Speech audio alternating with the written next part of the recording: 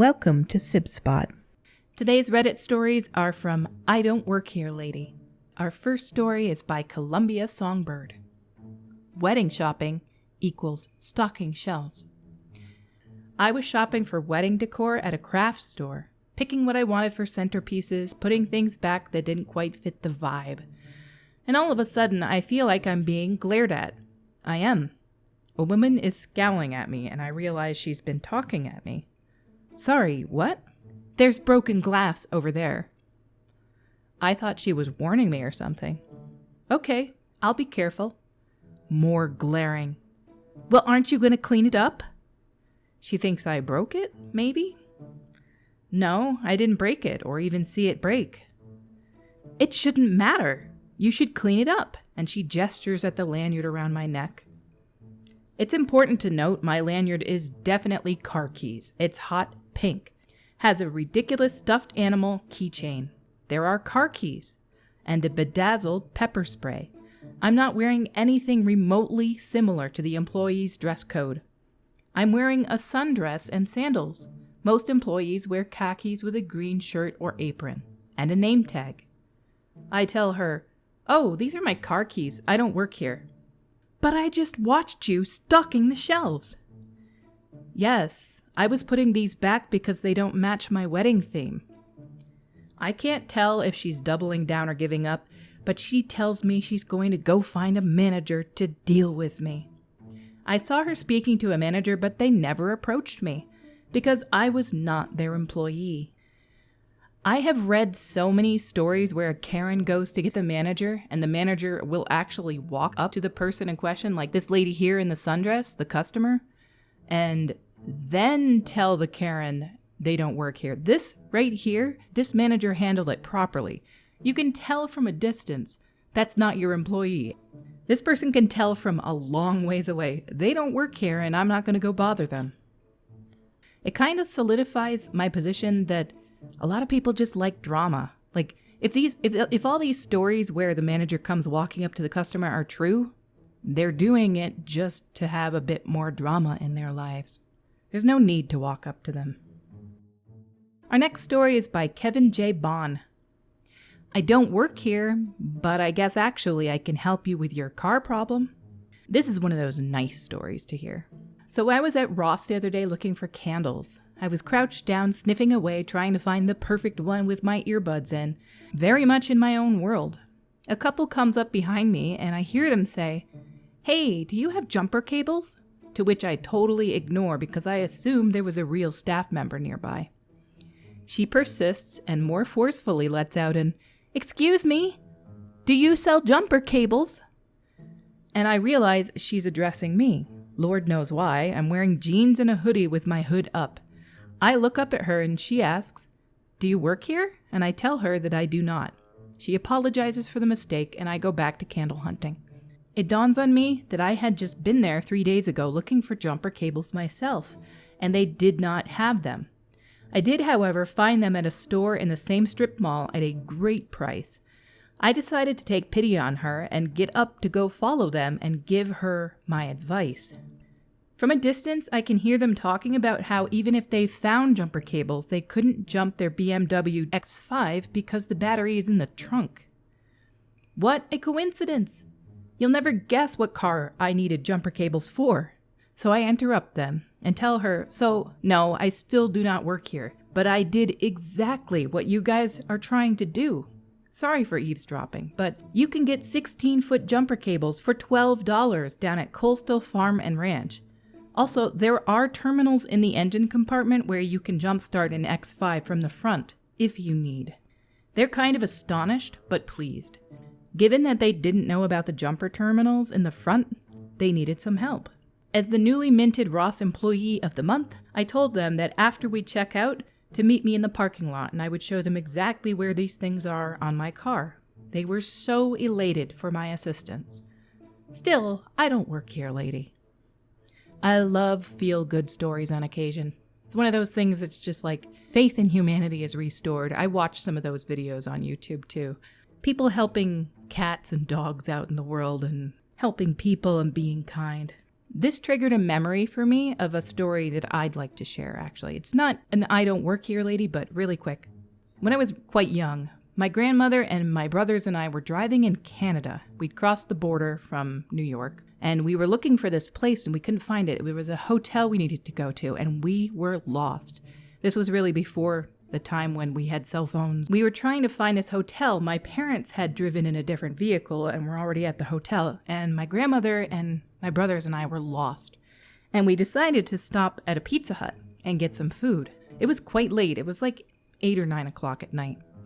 And there was this couple there, and they were French. They spoke some English, but just barely. And they happened to hear us talking about how lost we were. And like, how are we going to find this? We don't know what we're doing. We were so lost. And they heard us talking about it, and they came up to us and told us, "We know where that is. Follow us and we'll take you there." So as soon as we were done, they were so kind. They drove like 10 minutes out of their way just to lead us to the hotel. They were the nicest people on the planet. Faith in humanity was restored when I was a child, too. Our next story is by No Pants Jedi. Karen can't handle that IT property management can't really help with sales.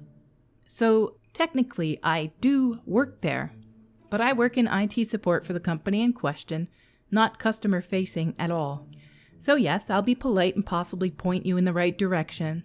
That being said, it's a multi-building campus and I don't always know where particular items will be sold, or at least find you a customer service person. But this lady literally couldn't handle the fact that I was elbow deep in a printer and PC that some little kid had spilled some sort of thick liquid on, and I was trying to salvage the machines and didn't have time to help her find some specific brand of what the F ever she wanted. I guess, even after my polite, "Sorry, ma'am, I work in IT, let me drop effing everything I'm doing, find someone that can assist you." It had to be me. Now. Like right now. And I was, as she put it, a worthless R-word moron, and she will have me fired like that. She snaps her fingers at me. So, show me where X is now. To which I just kind of stood there and stared at her, watching her turn as red as a rotten tomato. There's a reason I left retail/management. Luckily, her squealing like a stuck pig got the attention of the floor manager, who was able to explain, "Ma'am, he doesn't work sales or with customer. He's property management. Technically what we fall under. But if you come up to the counter that says customer service, we can call a salesperson to help you directly."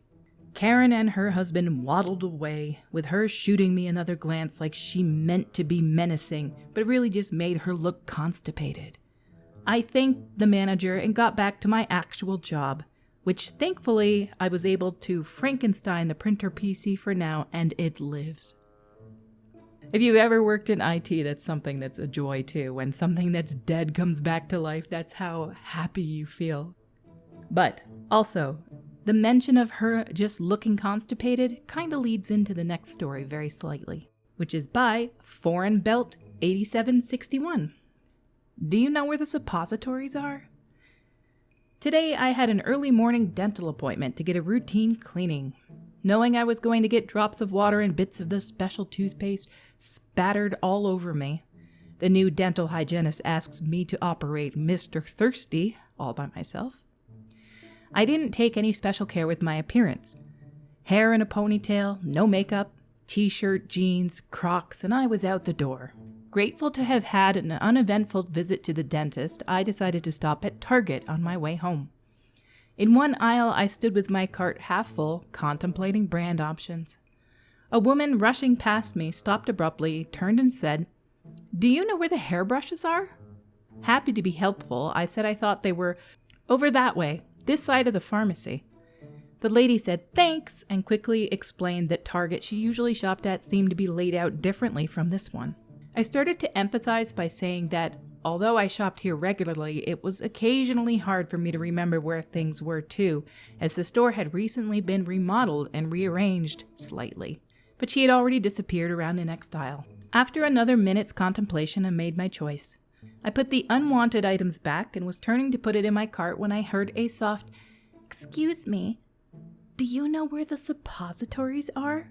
Rather surprised, I turned back towards the voice and saw an older lady timidly looking up at 5'2" me from the other end of the aisle.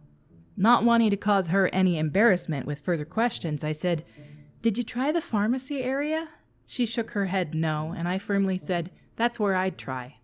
She ducked her head and quietly started back around the end of the aisle. I turned back to my cart again, about to head on to the next aisle of shopping and internally shaking my head in wonderment as to why another shopper would ask a total stranger where such a personal item was. Then I happened to look down and saw myself, red Crocs, bright red t-shirt. I left the store ASAP. Some people are embarrassed to ask for personal items, especially from strangers. I have no issue asking anybody for anything. I think that as you get older, you have a lot less inhibition to walk up to somebody that you barely know. Or, for example, my grandmother back in the day would totally walk up to anybody. She didn't care. She would say anything to anyone. If she saw somebody else getting help, she would walk up and ask that sort of question. She had no inhibitions, and that's what made her so great. Today's episode has come to a close. Until we meet again, have an unbelievable day.